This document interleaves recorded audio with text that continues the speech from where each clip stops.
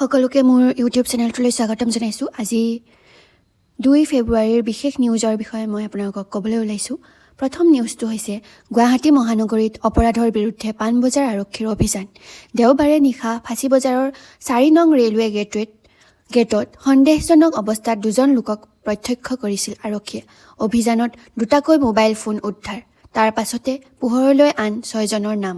সমগ্ৰ ঘটনা সন্দৰ্ভত ইয়াৰ দ্বিতীয় নিউজটো হৈছে মুখ্যমন্ত্ৰীৰ উচতনিৰ বাবে মিয়াৰ ওপৰত হৈছে আক্ৰমণ। এনেদৰে সাম্প্ৰদায়িক সংঘাতৰ সৃষ্টি হ'ব। 26ৰ নিৰ্বাচনী বৈতৰণি পাৰ হ'বলৈ মুছলমানক টাৰ্গেট কৰিছে মুখ্যমন্ত্ৰীয়ে। একলা চলো নীতিৰে নিৰ্বাচন বৈতৰণি পাৰ কৰিব AIUDF-এ। মুখ্যমন্ত্ৰীয়ে মিয়াৰ বিৰুদ্ধে কৰা মন্তব্যক লৈ সৰব AIUDF। মুখ্যমন্ত্ৰীৰ বিৰুদ্ধে ৰাষ্ট্ৰপতিলৈ AIUDF-ৰ অভিযোগ পত্ৰ। সংবাদমেলযোগে জনালে বিধায়ক আনিমুল ইছলাম আৰু আশ্ৰাফুল হুছেইন। ইয়াৰ পিছৰ নিউজটো হৈছে পুনৰ বিতৰ্কত গুৱাহাটী কেন্দ্ৰীয় কাৰাগাৰ। কাৰাগাৰৰ ভিতৰত ড্ৰাগছ গাঞ্জাৰ বেহা চলাৰ অভিযোগ। আৰক্ষীৰ বিৰুদ্ধে একাংশ কয়দীক ৰাজ আতিথ্য দিয়াৰো অভিযোগ।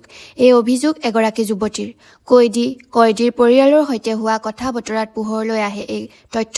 ইতিমধ্যে মুখ্যমন্ত্ৰী তদাৰকী শাখাৰ লগতে সংশ্লিষ্ট বিভাগত লিখিত অভিযোগ দাখিল যুৱতীগৰাকীৰ। তাৰ পিছৰ নিউজ হৈছে শিৱসাগৰত দিহানামেৰে বিশ্ব অভিলেখ গঢ়াৰ প্ৰচেষ্টা। ঐতিহাসিক জেৰেঙা পথাৰত সহস্ৰাধিক মহিলাৰ দিহানাম পৰিৱেশন।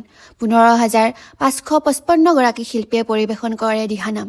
ৰত্নগৰ্ভা তেজস্বিনী ফাউণ্ডেশ্যনৰ উদ্যোগত দিহানাম পৰিৱেশন। ইয়াৰ পিছৰ নিউজটো হৈছে মঙলদৈৰ পশ্চিম ৰঙামাটি উচ্চতৰ মাধ্যমিক বিদ্যালয়ৰ নতুন গৃহৰ শিলান্যাস। মুখ্যমন্ত্ৰী হিমন্ত বিশ্ব শৰ্মাই ভাৰ্চুৱেলি শিলান্যাস কৰিলে বিদ্যালয়খনৰ অনুষ্ঠিত ৰাজহুৱা সভাত উপস্থিত থাকে বিধায়ক বসন্ত দাস আৰু মঙলদৈৰ লোক নিৰ্মাণ বিভাগৰ বিষয়া। ইয়াৰ পিছৰ বাৰ্তাটো হৈছে কেন্দ্ৰীয় বাজেট সন্দৰ্ভত সংবাদমেল সম্বোধন কৰে বিজেপিৰ মুখপাত্ৰ দেৱজিৎ মহন্ত আৰু অন্যান্য পিছপৰা মৰ্চাৰ সভাপতি সুভাষ দত্তই। সংবাদমেলত কংগ্ৰেছৰ সমালোচনা দেৱজিৎ মহন্ত আৰু সুভাষ দত্তৰ। তাৰ পিছৰ নিউজটো হৈছে এখন দলং যোৰহাটৰ মুকলি কাৰাগাৰৰ চৌহদৰ মাটি ভূ মাফিয়াই বাহিৰত বিক্ৰী কৰা সন্দৰ্ভত প্ৰচাৰ হৈছিল বাতৰি প্ৰচাৰৰ পাছতে দণ্ডাধীশ পৰ্যায়ৰ তদন্ত ঘোষণা জিলা আয়ুক্ত জয় শিৱানীৰ। সেই সন্দৰ্ভত আলোচনাত মিলিত হ'ব বিধায়ক হিতেন্দ্ৰ নাথ গোস্বামী আৰু জিলা আয়ুক্তগৰাকী।